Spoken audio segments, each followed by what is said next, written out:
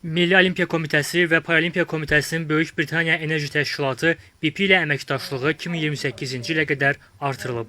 Bununla bağlı təşkil olunan tədbirdə Olimpiyada və Paralimpiada mükafatçıları, idman ictimaiyyətinin nümayəndələri və rəsmi şəxslər iştirak ediblər.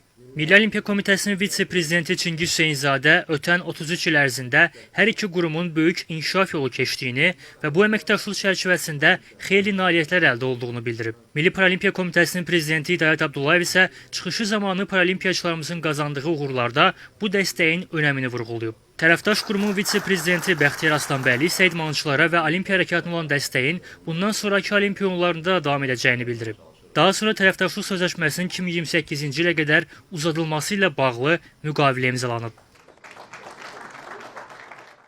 Bu yeni saziş deyil, bu bizim 2012-ci ildə London Olimpiya Oyunları ərəfəsində bağladığımız müqavilənin, sazişin bir növ uzadılması prosesidir. BP Azərbaycanda böyük fəaliyyətlə məşğuldur, Azərbaycanın iqtisadiyyatına böyük töhfələr verir. Eyni zamanda Azərbaycanın idmanına da dəstəkləməkdə həvəslidir və artıq uzun müddətdir ki, o Azərbaycan Olimpiya Komitəsinin Azərbaycan idmanına öz dəstəyini göstərir. Qeyd edək ki, qurumlar arasındakı əməkdaşlıq 2012-ci il London Olimpiya Oyunları ərəfəsində